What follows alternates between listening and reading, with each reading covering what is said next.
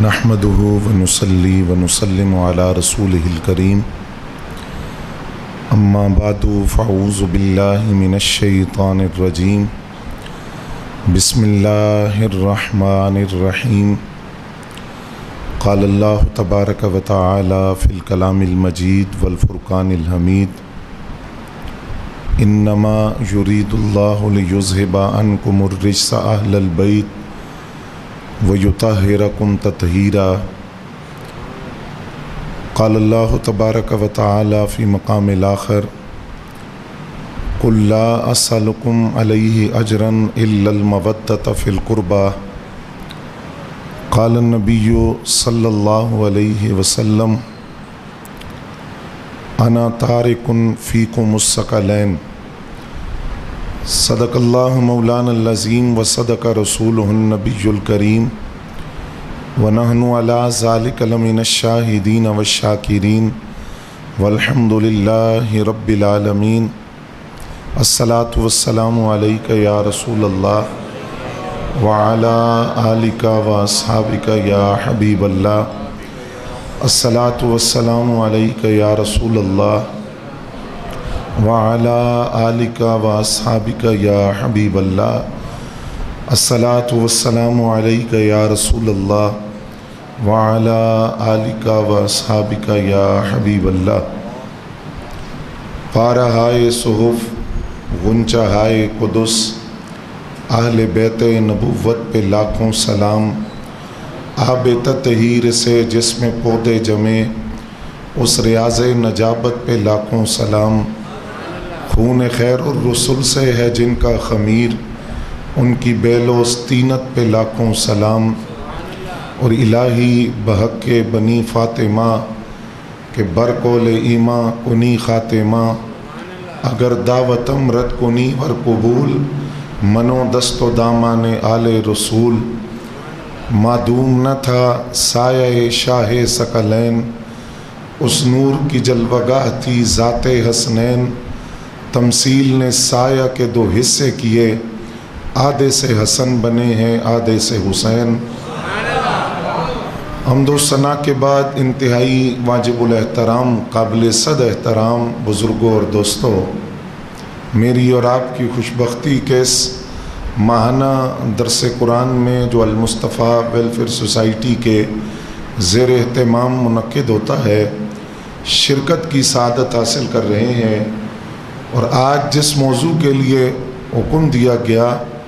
ماہ محرم الحرام کی مناسبت سے عظمت و شان اہل بیت قرآن و حدیث کی روشنی میں آپ حضرات کے سامنے عرض کرنا ہے نبی اکرم صلی اللہ علیہ وآلہ وسلم نے ارشاد فرمایا کہ اللہ تعالیٰ نے مخلوق کو پیدا کیا تو مجھے مخلوق کے بہترین حصے میں رکھا اور مخلوق کے بہترین حصے سے مراد انسان جو اشرف المخلوقات ہیں اس کی طرف اشارہ فرمایا کہ مخلوق کو پیدا کیا تو مخلوق کے بہترین حصے میں رکھا اور پھر فرمایا کہ اس کے بعد اللہ کریم نے مخلوق کے دو حصے کیے عرب اور عجم اور مجھے بہترین حصے عرب کے اندر رکھا پھر فرمایا کہ اللہ تعالیٰ نے قبیلے بنائے مجھے بہترین قبیلے کے اندر رکھا اور پھر قبیلوں کے خاندان بنائے تو مجھے بہترین خاندان کے اندر رکھا نبی علیہ السلام نے فرمایا لوگوں میں ذات کے اعتبار سے بھی تم میں سے سب سے اعلیٰ ہوں اور اپنے خاندان کے اعتبار سے بھی تم میں سے سب سے اعلیٰ ہوں یعنی میری ذات جیسی ذات کسی کی نہیں اور میرے خاندان جیسا خاندان بنو ہاشم جیسا خاندان کسی کا نہیں ہے تو نبی علیہ السلام کی جس طرح ذات بے مثل ہے اسی طرح اللہ کریم نے اپنے نبی کے خاندان کو بھی بے مثل اور بے مثال بنایا قرآن مجید فرقان حمید میں اللہ کریم نے اس خاندان کی طہارت کو بیان کیا انما یرید اللہ لیذھب عنکم الرجس اہل البیت اللہ یہ چاہتا ہے اللہ کا یہ ارادہ ہے کہ وہ آپ کے خاندان سے اہل بیت سے رجس کو کمی کو نقص کو دور فرما دے وَيُطَهِرَكُمْ تَطْهِيرًا اور خوب اچھی طرح آپ کی اہل بیت کو پاک فرما دے یہ جو قرآن کی آیت ہے اس کے ذرا پہلے لفظ پر غور کریں، انما یرید اللہ۔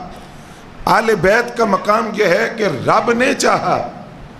رب نے ارادہ کیا، خانوادہ نبوت نے درخواست نہیں دی، دعائیں نہیں مانگی، رب نے چاہا کہ نبی کے خاندان سے ہر کمی کو دور کر دیا جائے، اور رب جو چاہتا ہے وہ ہو کر رہتا ہے، رب کا ارادہ پورا ہو کر رہتا ہے۔ جب رب نے چاہا تو یہ ہو کر رہا کہ آقا کریم صلی اللہ علیہ وسلم کے عظیم الشان خاندان سے ہر قسم کی کمی، نقص کو اور رزق کو دور کر دیا گیا، اور اس خاندان کو اچھی طرح اللہ کریم نے پاکیزہ فرمایا ہے، طاہر اور مطہر اس خاندان کو بنایا ہے۔ اب یہ جو قرآن مجید کی آیت ہے، چونکہ ساتھ ہم نے عقیدے کی بات بھی کرنی ہے، یہ جو قرآن کی آیت ہے یہ بالخصوص اتری ہے ازواج مطہرات کے بارے میں، کیونکہ اس سے پیچھے ازواج مطہرات کا ذکر ہے، اور اگر اس سے پچھلی آیات کو دیکھا جائے تو پتہ چلتا ہے کہ یہ جو قرآن کی آیت ہے یہ ازواج مطہرات امہات المومنین کے بارے میں اتری۔ جب یہ امہات المومنین کے بارے میں اتری تو اللہ کریم کے اس فرمان کے بعد نبی علیہ السلام نے بطور خاص چادر کے اندر 4 ہستیوں کو لے کر فرمایا کہ اللہم ہاؤلائی اہل بیتی۔ وہ 4 ہستیاں کون ہیں؟ فرمایا وہ حضرت سیدہ فاطمہ الزہرا رضی اللہ تعالیٰ عنہ، حضرت مولا علی المرتضیٰ رضی اللہ تعالیٰ عنہ، امام حسن مجتبی اور امام علی مقام امام حسین رضی اللہ تعالیٰ عنہ، ان 4 کو چادر میں لے کر فرمایا اللہم ہاؤلائی اہل بیتی، یا اللہ یہ بھی میری اہل بیت ہیں، یعنی ازواج مطہرات اس آیت کے ذریعے اہل بیت میں شامل ہو گئیں۔ بعد میں نبی علیہ السلام نے بطور خاص ان 4 نفوس قدسیہ کو چادر میں لے کر اعلان کیا کہ یہ بھی میری اہل بیت کے اندر شامل ہیں۔ اور پھر حضرات گرامی قدر دوسرا مقام فرمایا قُلْ لَا أَسْأَلُكُمْ عَلَيْهِ أَجْرًا إِلَّا الْمَوَدَّةَ فِي الْقُرْبَى۔ اب اس کی ایک تفسیر میں یہ لکھا ہے کہ جس وقت نبی علیہ السلام مدینہ طیبہ آئے تو صحابہ کرام نے آپس میں مشاورت کی کہ نبی علیہ السلام کی خدمت میں ہم کوئی تحفہ پیش کرتے ہیں، مصارف بہت زیادہ ہیں، اخراجات زیادہ ہیں، تو ہم مل کر نبی علیہ السلام کو کوئی ہدیہ کوئی تحفہ پیش کرتے ہیں۔ جب صحابہ نے یہ ارادہ کیا تو اللہ کریم نے قرآن کی آیت نازل فرمائی قل، اے حبیب آپ فرما دیجئے لا اسألکم علیہ اجرن، میں نے جو تمہیں تبلیغ کی ہے اور دین سکھایا ہے اس پر میں تم سے کوئی اجرت نہیں مانگتا، اس پر کوئی معاوضہ نہیں مانگتا، الا المودۃ فی القربى، ہاں مگر یہ ہے کہ میری قرابت داروں اور میرے رشتہ داروں سے محبت کرو۔ تبلیغ دین کا اگر کوئی اجر دینا چاہتے ہو اور تبلیغ اسلام کا اگر مجھے کوئی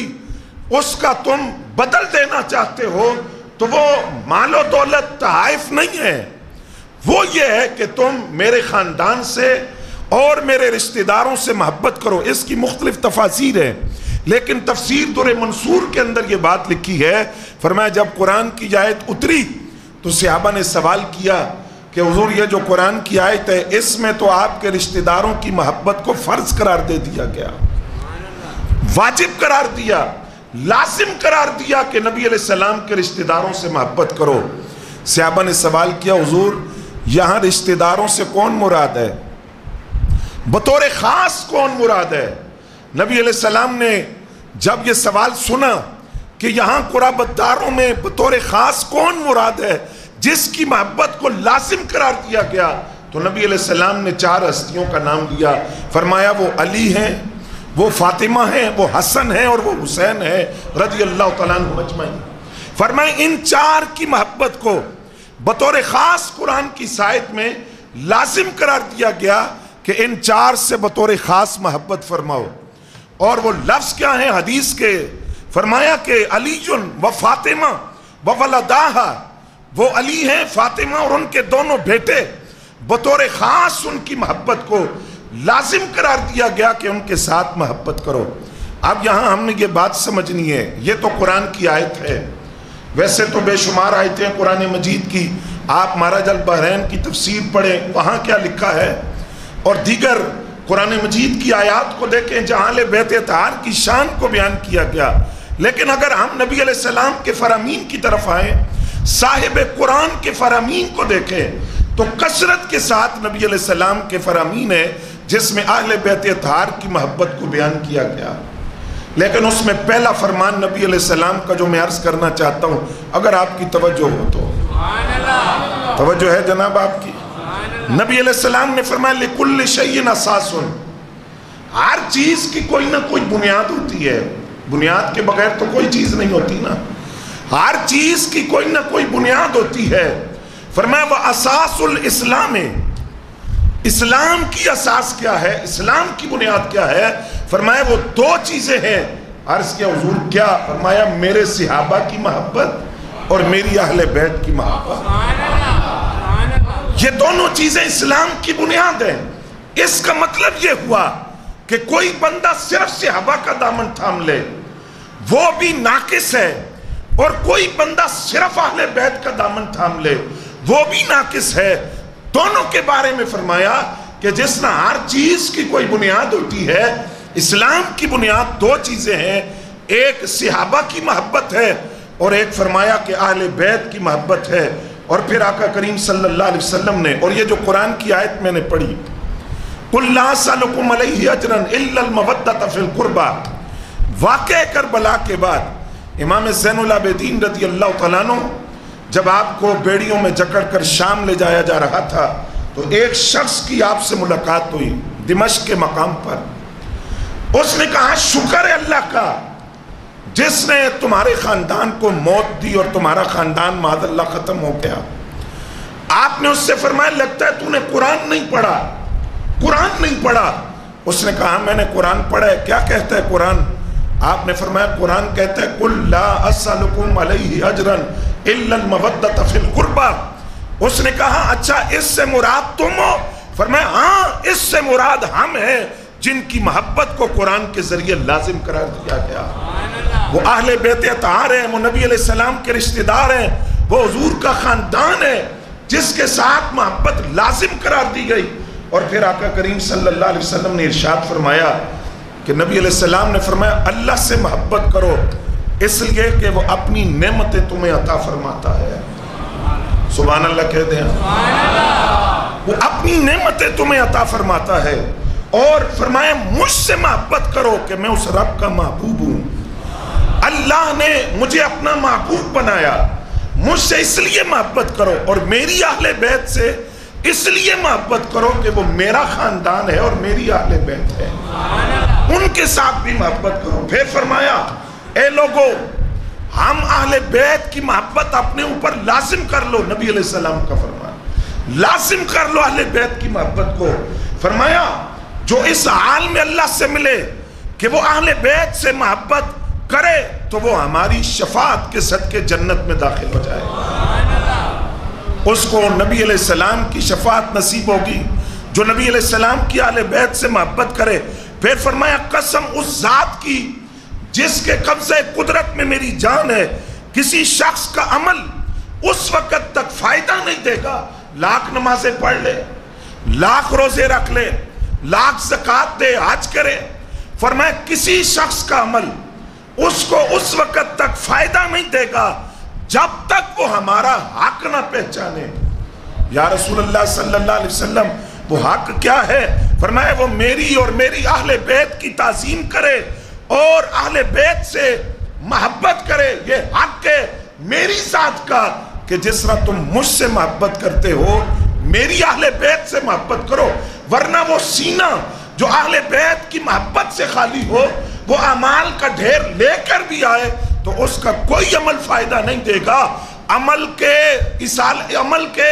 ثواب اور عمل کے اجر کے لیے ضروری ہے کہ نبی علیہ السلام کی اہل بیت کی محبت سینے میں ہونی چاہیے۔ اور پھر عبداللہ ابن عباس رضی اللہ تعالیٰ عنہ فرماتے ہیں کہ نبی علیہ السلام نے فرمایا، توجہ آپ حضرات، مثل اہل بیتی کا سفینۃ نوح۔ آج جو ناسبیت کی بو آ رہی ہے ان کو بھی سمجھنے کی ضرورت ہے۔ اور جو رافضیت کی بو ہے ان کو بھی سمجھنے کی ضرورت ہے۔ فرمایا مثل اہل بیتی کسفینۃ نوح، میری اہل بیت نوح علیہ السلام کی کشتی کی طرح ہے۔ نوح علیہ السلام کی کشتی کے بارے میں آپ جانتے ہیں، جو اس میں سوار ہوا وہ بچ گیا، وہ نجات پا گیا۔ تو فرمایا جو اس کشتی میں سوار ہو گیا، من راکبہا نجا، جو اس کشتی میں سوار ہو گیا، یعنی جس نے آل بیت کا دامن تھام لیا، آل بیت سے محبت کی، وہ نجات پا گیا، اور جو پیچھے رہ گیا وہ غرق ہو گیا، وہ برباد ہو گیا جس نے آل بیت کا دامن چھوڑا۔ اب ذرا دو حدیثیں ہیں، دونوں کو ملائیے۔ ایک حدیث یہ ہے کہ اہل بیت نوح علیہ السلام کی کشتی کی طرح ہے، اور دوسری حدیث یہ ہے کہ میرے صحابہ ستاروں کی مانند ہیں۔ فرمایا کشتی میں بیٹھ کر ستاروں سے روشنی میں جب تک سفر نہیں کرو گے، توجہ ہے آپ کی، کشتی میں بیٹھ گیا، تاریکی ہے، روشنی کہاں سے لینی ہے؟ فرمایا اصحابی کالنجوم، وہ میرے صحابہ ہیں جو ستاروں کی مانند ہیں، ان سے روشنی لے کر